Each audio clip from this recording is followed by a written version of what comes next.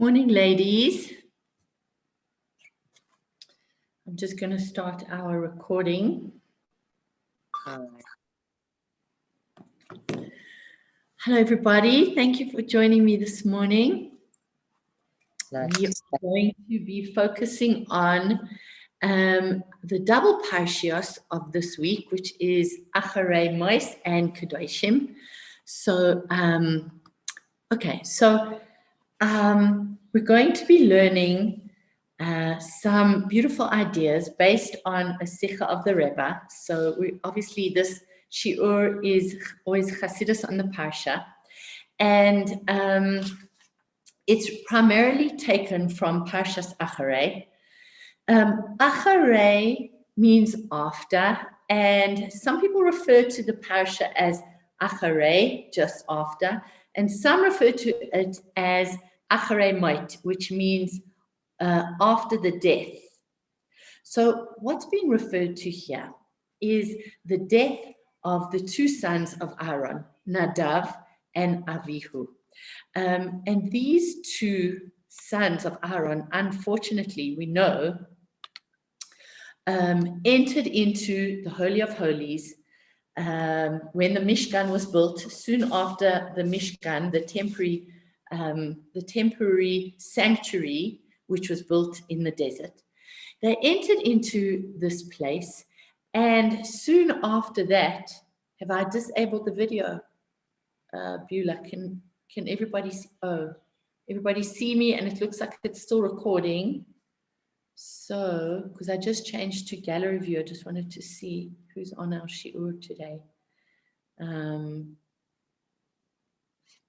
Okay.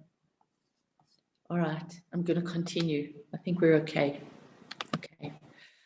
Okay, put it back onto speaker view. So we see that these two young men entered into the Holy of Holies, the Kodesh HaKadoshim, but they did not go according to the command of Hashem. And so that was very problematic, because as soon as they entered, they brought their fire pans, they brought an incense offering on their fire pan. And what happened was that they drew very close to God through this practice that they did, and that was their intention. And a fire actually came down from heaven and drew out their souls. Their intention was purely to come close to God, to come as close to God as possible. But sadly, this was considered in the long term a sin, and therefore they both lost their lives through going and entering into this place in which they had not been instructed to do. So now the Rebbe brings as follows. He quotes the Chumash, and he brings a question, and we're going to unpack this quote. We're going to look at the question, and through answering this question, we're going to bring out a deeper teaching that we can learn.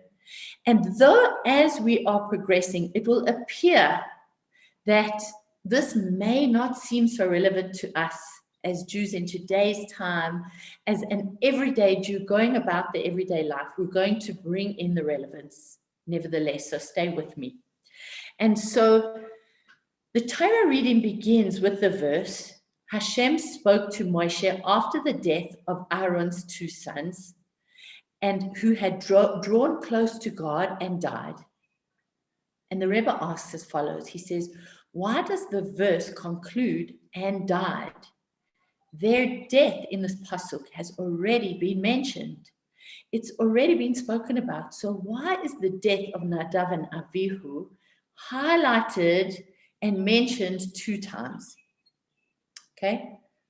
And now we're going to progress, and we're going to actually unpack this. So first of all, the Midrash brings different reasons as to why Nadav and Avihu died when they went into the Kodesh HaKadoshim. After all, what was their intention? What was their desire? Their desire was closeness to Hashem, yes. And so the Midrash says it brings 3 reasons why they may have died in doing this act. One, it says they entered the Holy of Holies. They entered the Holy of Holies.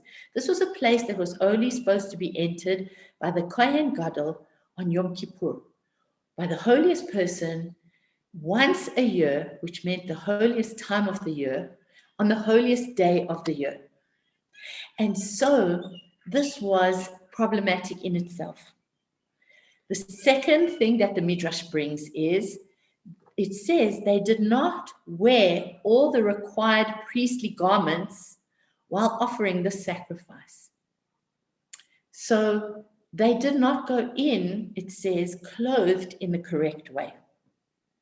And the third reason that's brought, which is very, very interesting, is that Nadav and Avihu had not married and fathered children. So that's very, very interesting. These 2 young men, who were the sons of Aaron HaKohen, who were in fact themselves Kohanim, did not get married and father children. And there are different opinions as to why, but some say they felt themselves too lofty, spiritually lofty. And some opinions say that they did not feel that they could find wives who were of the spiritual stature that they were. Now, this is very problematic. Okay, so we're going to delve further and see how these 3 sins that are spoken about seem to be strange in terms of a quote brought by Moshe Rabbeinu. And we see that Moshe Rabbeinu said the following to Aaron, his brother. Moshe said, I knew that the Mishkan would be consecrated by the death of those close to God. He says, I thought it would be either myself or you, Aaron. But he says, now I see that they, Nadav and Avihu, are actually greater than us.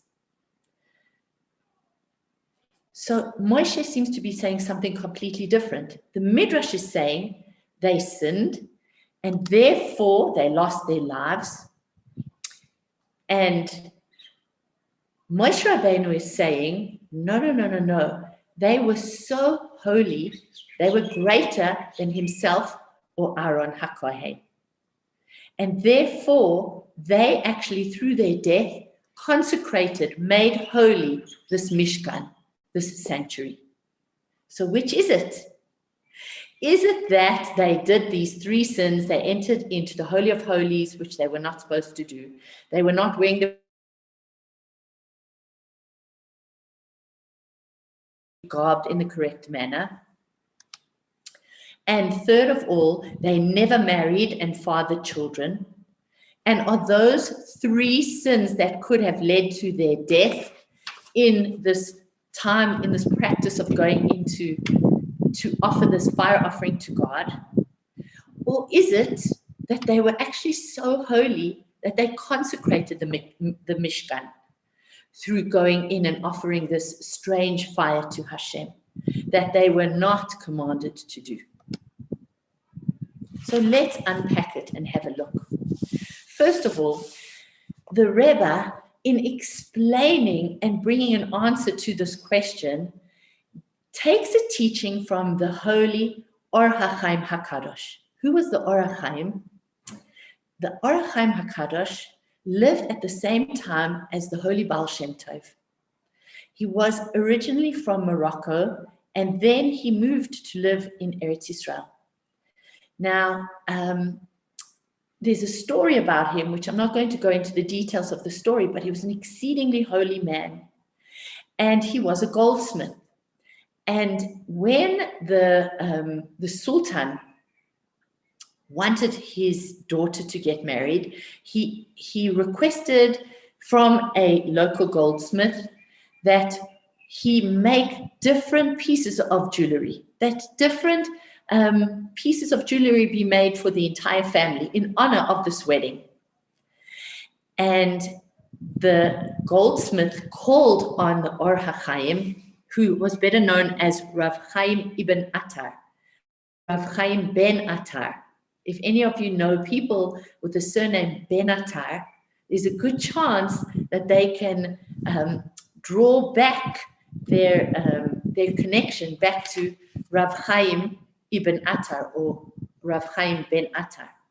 And it's a very, very common Sephardi name, actually, which is very interesting because in my community, we have several Ben Attar families. My mother actually comes from a Ben Attar.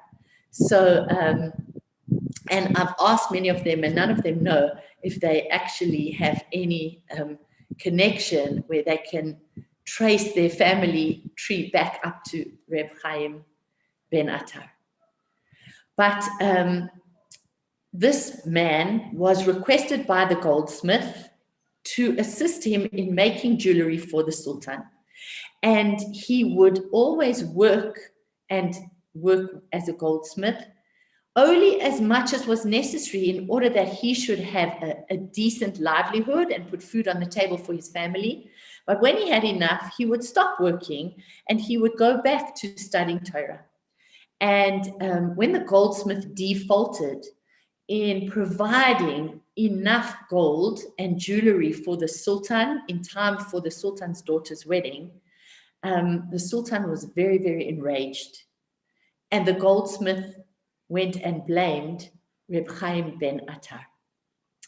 And so the Sultan, wanting to take revenge, decided that Reb Chaim would be thrown into the lion's den. And indeed he was. And he went into the lion's den very calmly. The entire Jewish community actually accompanied him there with tears and sadness because he was so beloved amongst the people. And he told them not to worry, that he was certain that God would protect him. And he took his tefillin and he took his siddur and probably a book of Torah to learn. And when he was thrown over into the lion's den, what would happen was that the lions would be left extremely hungry. And so they were ready to ravage anything that was thrown into the den. And he was thrown in, and there was quiet. And there weren't the usual screams and clamor and tearing of flesh that should normally be heard. And the guards of the Sultan were surprised, but decided that perhaps the lions are not so hungry after all, and that this man would indeed be eaten alive within the next few days. But when they went to look the next day, they saw a very strange spectacle. There sat Reb Chaim ben Attar with his tefillin on in absolute serenity, immersed in tefillah, immersed in prayer, and around him the lions sat almost as if in a state of protection. And they sat in absolute submission to this extremely holy man. And they were clearly listening to his prayer and had no intention of harming him in any way. And so the guards went to report this to the Sultan, and the Sultan requested that this man be drawn out of the pit, drawn out of the den, and his great holiness was recognized. And the Sultan actually sent him home with enormous wealth and reverence, because it was clear that, first of all, he had been wrongly accused, and secondly, that this was a man of God. So now, just to know also that the Baal Shem Tov always said that if he could go to Eretz Israel and he and Reb Chaim ben Attar could be connected, if they could meet up, then together they were so powerful that they would draw down the light of Mashiach, and Mashiach would have been revealed. But every time the Baal Shem Tov attempted that journey, somehow there were barriers to his journey, and his attempts were blocked, and he never managed to get there. And so we're going to learn out a teaching that the Rebbe brings based on the commentary of Reb Chaim ben Attar, otherwise known as the Or HaChaim HaKadosh, based on his commentary called Or HaChaim. So he teaches as follows, that when a Jew desires closeness with God, which is a desire that we should all be cultivating, it's something that is not of the norm, specifically, I think, amongst most average, ordinary Jews today. Nevertheless, we have a desire to draw close to God. We know that this wanting to run towards Hashem, to experience the divine, to have this experience of ecstasy, this is called ratzah. Ratzah is a drawing close, completely shedding our material desires and completely shedding any connection with materialism and wanting our souls to become consumed with godliness. That was the desire of Nadav and Avihu. That is why they went into this exceedingly holy place, and they took the incense with them, knowing that they're going to have the most incredible godly experience. They're going to transcend all physicality and experience this ecstasy. That's called ratzah. But the Orach Chaim HaKadosh teaches us, and the Rebbe explains, that is not fulfilling the will of God. That is fulfilling our own personal desire for our own exceptional, beautiful experience of transcendence. What Hashem desires is that ratzah be checked with what's called shuv, return. And that when we want to experience godliness, we should go with the intention to take that beautiful transcendent experience, to take that feeling of being completely attached to God, being completely immersed in godliness and refreshed by that sense of embrace. And we should bring it back to this world and use it in the service of Hashem, and use it to transform this material world into a dwelling place for God. So if you see, the one denotes selfishness to an extent, when it's just ratzah. When it's checked, when it's balanced with shuv, then it denotes responsibility. And it doesn't become about me and my personal experience. It becomes about the will of God, which is that we have to be in this material world, transforming it, engaging according to the Torah, doing mitzvahs with physicality and materialism. It's not just about the spiritual. And if you look at our Torah and you look at our religion, that seems to be one of the defining factors of Judaism. Most other religions don't actually require you to do all that much in terms of ritual with material objects in this world. And being as spiritual as possible and being as divorced from this material world as possible is actually considered very, very lofty. That is righteousness. Those people are the most holy, not according to the Torah. And that's why we see often, sadly, you see a lot of Jewish souls that choose that path, that choose this path of, let's say, meditation or Buddhism, where it's completely about that transcendent experience. That transcendent experience is fulfilling one's need to feel beautiful, to feel above, to feel spiritual. But then how much of it is taken back into the material and physical world and given expression there? Not much. There's not much in terms of other religions that says, take a cup of wine. Most religions say, forego the alcohol. We're saying, no, take this and elevate it. Take candles. There's a very specific way and a very detailed way to actually take those things and elevate them. A lot of other religions say vegetarianism. And we're saying if you do that, then you don't allow these animals to actually be elevated. You don't take the sparks of godliness within those and return them to their source. And so we see that there is a huge difference. Some religions say, just have this belief in a deity or in another god, and with that belief, you will get the entire world to come. Our religion says you have a very, very detailed and specific way in which you must be in this world and engage with this world.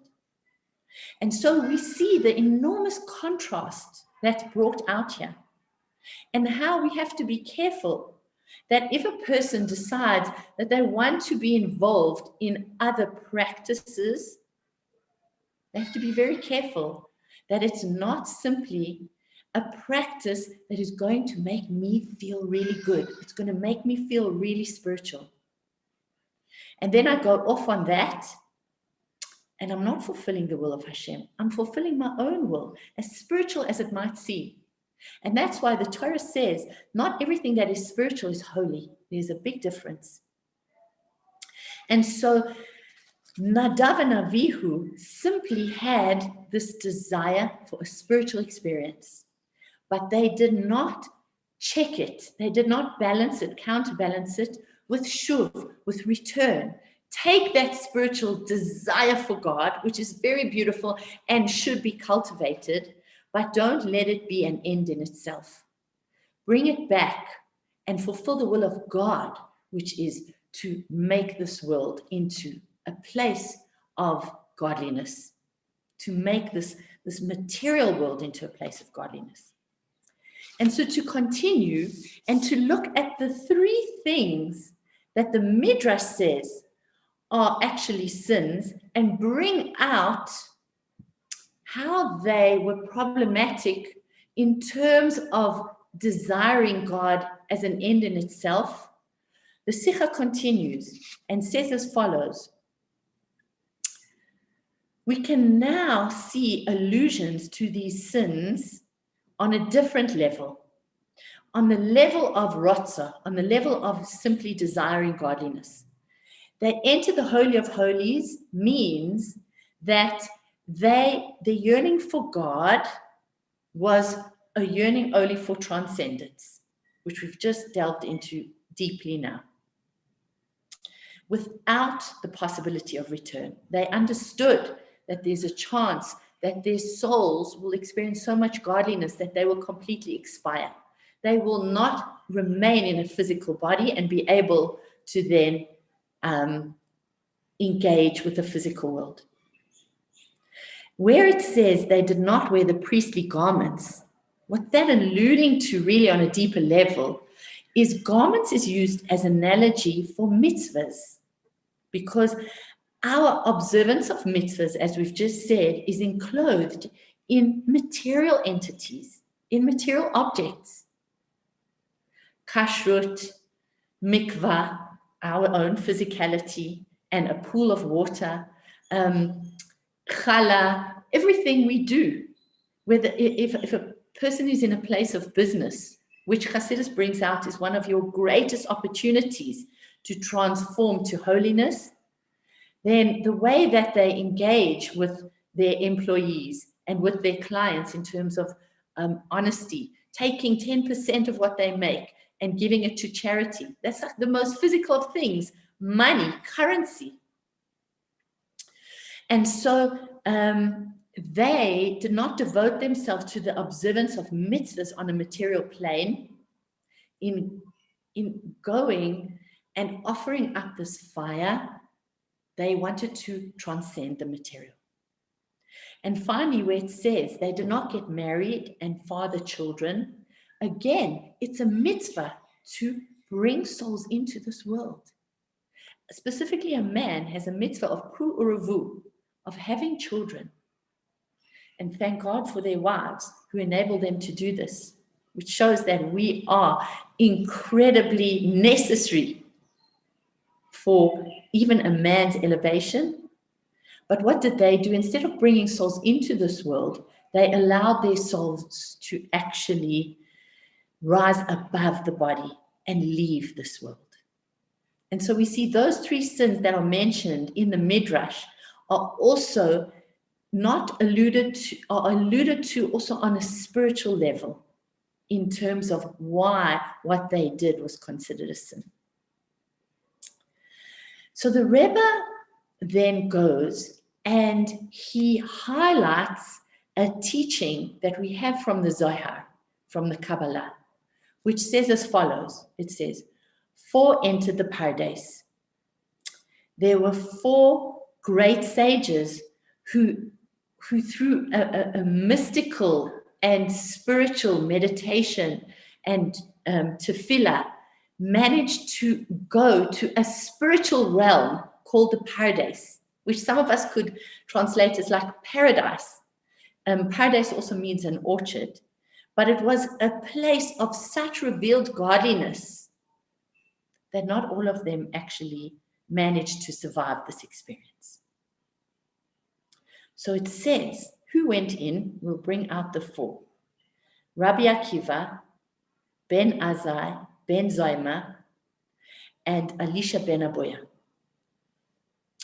And what's so interesting is that all these 4 were so great as sages. We see them quoted again and again. You'll see them in Pirkei Avos. You see them quoted in the Torah because their teachings were so beautiful.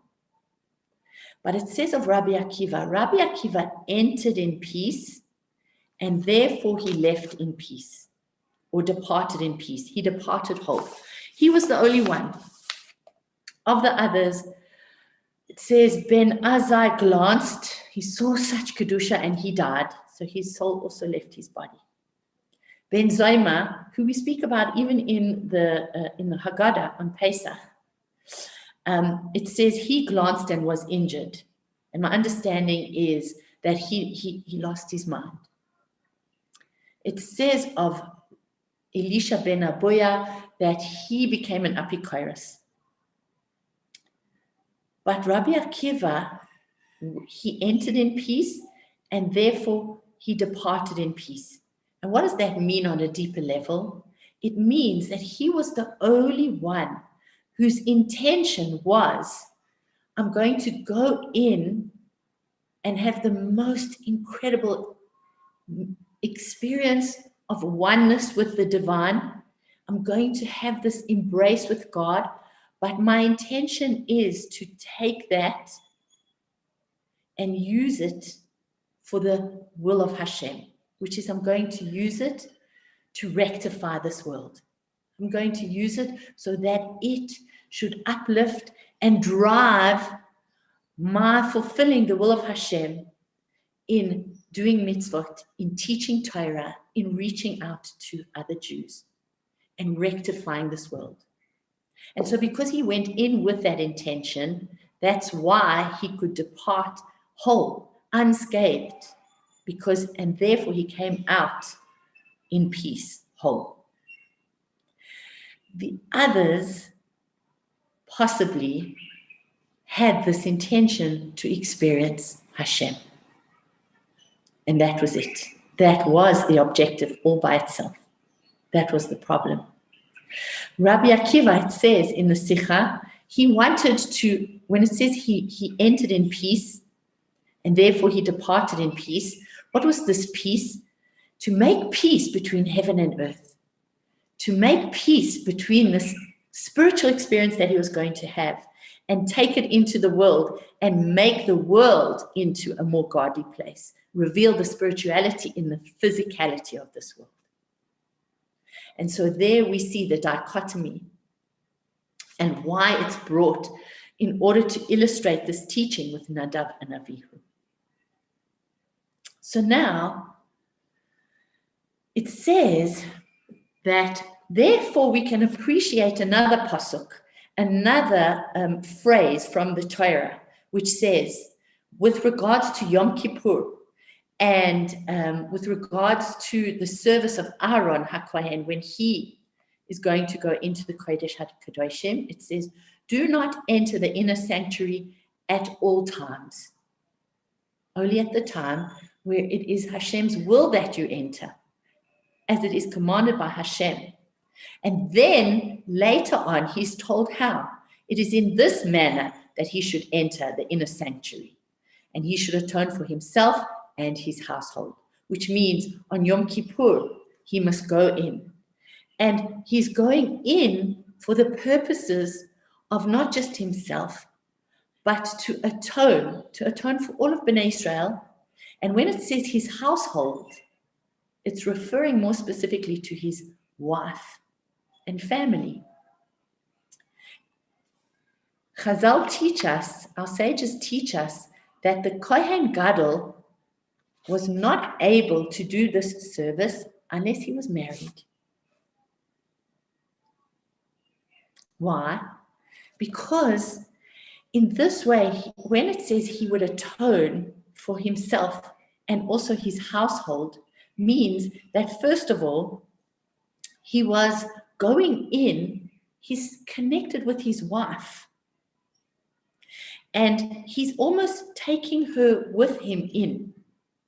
And that grounds him because he has a family. He's involved in worldly affairs. He's involved in the physical, in a home as well.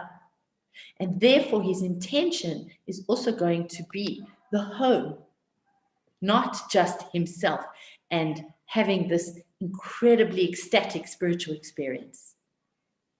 So we see that when it says atone for himself and his household, it preserves the connection with his wife, which is what household refers to, which is very beautiful. And that's why if a high priest was not married, he could not enter the Holy of Holies.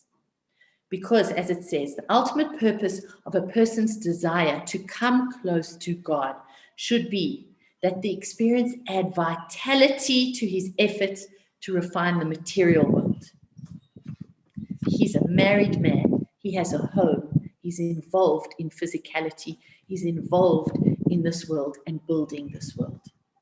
It's very beautiful. And in fact, we know, and there's a Hayomim that highlights this, that when the Kohen Gadol would come out of the Kodesh HaKadoshim on Yom Kippur, and it's brought out in the Sikha, there was a short prayer that he would say on behalf of Bnei Israel, and mostly it was connected to the Jewish people's endeavors to make a livelihood. And it was only short, and then he would depart. And the Rebbe brings, because our livelihood, our parnasa, our flow from Hashem in terms of our economic affairs, the Rebbe says, is completely connected to our connection with God.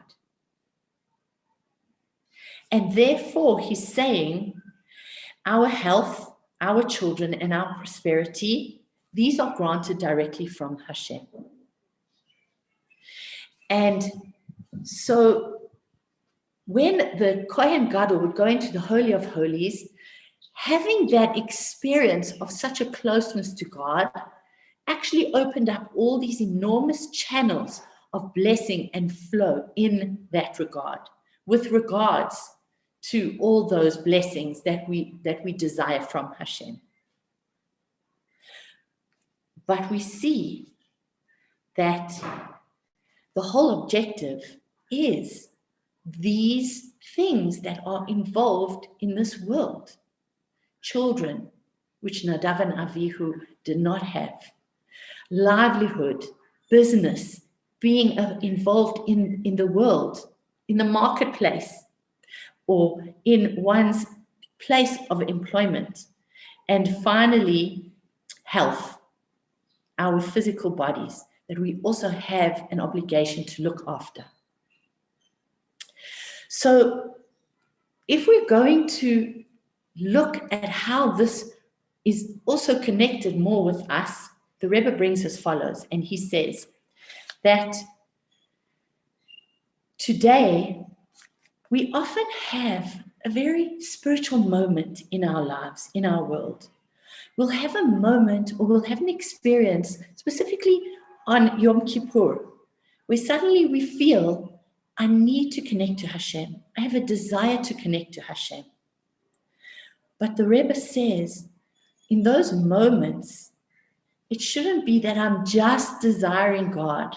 It should be that I want to love God with all my being and therefore fulfill the will of Hashem.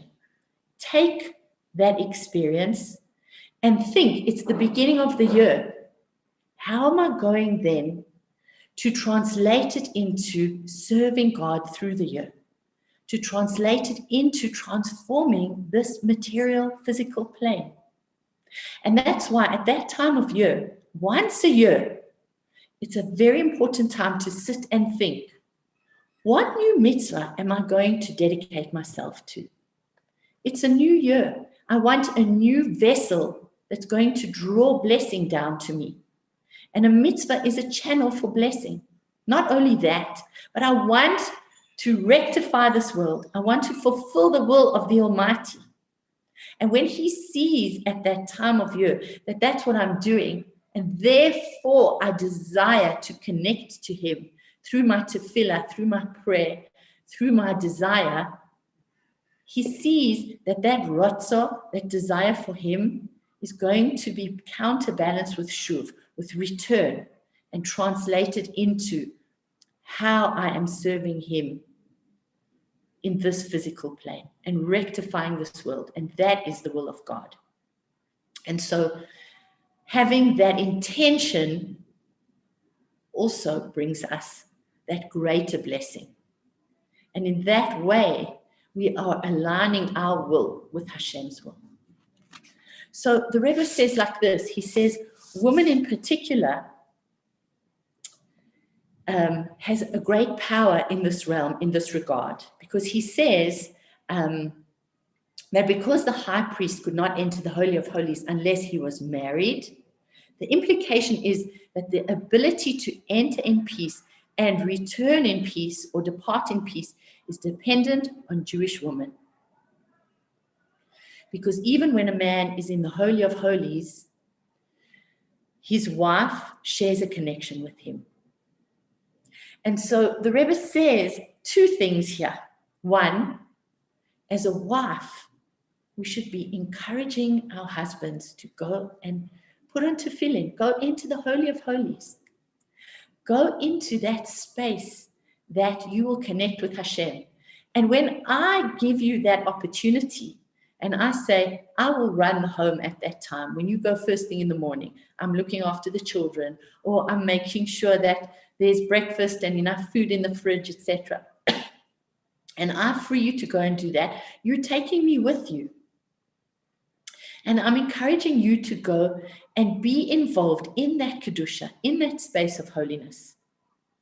And even with our children and grandchildren, we need to encourage them in the ways of holiness, specifically today, where we can get all consumed with materialism. Encourage those around us. Come, let's learn the Shema together. Come, say to your granddaughters, come and light candles with me. The Rebbe says from the age of 3, a little girl should be lighting her own Shabbat candle, because all it's doing is bringing more light into this world. It's bringing more godliness into this world. And if a tzaddik of the stature of the Rebbe says it's good, we know it's good. So we should be encouraging our families in the ways of holiness, and also reminding them, this is not about one day you leave home and you just want to have a completely spiritual experience, like go and meditate or go and get involved in practices that are only feeding your spiritual desire. This is about spirituality that rectifies this world and the responsibility of fulfilling mitzvot in this world and learning Torah.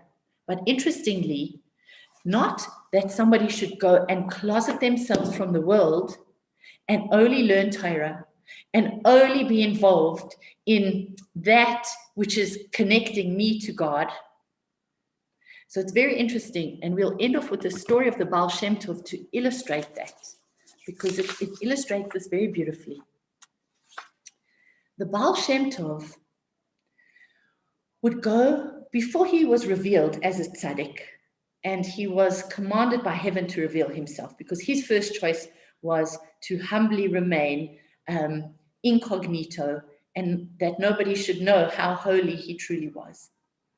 But before he was commanded by heaven to go and reveal himself as a tzaddik, he would go around looking like a peasant, somebody who was poor, who was unkempt, and who didn't know anything in the realm of Torah at all. He was completely uneducated. And he would go around, specifically in Carpathia, where he was from, and he would go and speak to the Jewish people. And he would try and uplift them, telling them how every single Jew is so beloved to God. Hashem views each one of us as though we are his only child, born to him in old age. And one of the most important things that he did was he would go to people and say, how are you? How is your health? How is your income? How is your livelihood? How are things? And he specifically did that in order to elicit the response of Baruch Hashem. I'm well, thank God. Blessed be Hashem. I have children and they are well. I have an income. I have sisters and brothers, parents. And he would elicit that response from people because he knew how much that praise would actually bring nachas to the Almighty on high. Now, one time he visited a town. Sorry, I'm getting my tissue. He visited a town and he went into a synagogue where there was one little room on the side. And in that room there was an old man who was known as a venerable sage. And he was considered very holy. Why? Because for the past 50 years, this man had closeted himself in this room and learned Torah from morning till night. He wouldn't eat all day so that he shouldn't interrupt his Torah study. And he would go and he would wash at the end of the day just to have a little bit of bread and salt and a small cup of water. In other words, he had divested himself completely of physicality, and his only focus was Torah. And the Baal Shem Tov walked into this room one day and he asked this old man, who tried not to speak even, how are you? How is your health? How is your income? How's your parnasa? Do you have bread that you can put on the table? He specifically asked him about very, very physical things in his world. And the old man ignored him because he's just a peasant. I'm learning Torah. This is much more important. But the Baal Shem Tov kept badgering him. And the old man eventually got angry and he indicated for him, get out, leave me alone. What are you doing? I'm a holy man. And the Baal Shem Tov actually said to him, he said something to him that confused him enormously, and then he quoted a pasuk from Tehillim, from David HaMelech. And the Baal Shem Tov first said, why do you deny God his livelihood so that he can inhabit this world? And the man thought, what is this man saying? And this peasant seems to be saying such deep thoughts. And then the Baal Shem Tov quoted Tehillim, Psalm 22, Pasuk Chof Beis of Tehillim, which says, you are holy, who inhabits the praises of Israel. What does that mean? It means that Hashem inhabits this world through the praises of Bnei Israel. That this world is transformed into a habitation of Hashem through our praises of God. And what does that mean on another level? How do we explain that even more? That when we praise Hashem, not just for the ability to learn Torah and spiritual things, but when we recognize Hashem in the physicality of our lives, in our health, in the food that we eat, when we say, Baruch Hashem, I have family, I'm healthy, I have an income, it's those praises of physicality that we learn Hashem, it brings God into this world because there's an awareness and a consciousness of God in the physical in this world. And so the Baal Shem Tov was pointing out to him the way that you're living and your inability to get involved in materialism, that's not correct. And in fact, it says in the Torah, anyone who says, I have nothing but the study of Torah, even Torah is denied to him. That's not the way we're supposed to live. We must learn Torah, we must desire God, and we must consciously take all of that and use it to infuse our mitzvahs, our actual detailed way of engaging with the physical in this world in a more passionate way. And that is the lesson of Nadav and Avihu. That is why the Torah says that they sinned, even though they were so holy. That's not the kind of holiness that fulfills the will of Hashem. Okay, we're already at 12:03. Ladies, thank you for joining me this morning. There's so much more we could share. I have other beautiful stories, but please God for next week. And next week we are going to have a shiur because the public holiday ends on the Tuesday. So I'm looking forward to learning together next week, please God, at 11:15. Thanks, everybody. Have a good week. Thank you, Bridge. Wonderful. Thanks, Thanks, ladies. Thank you.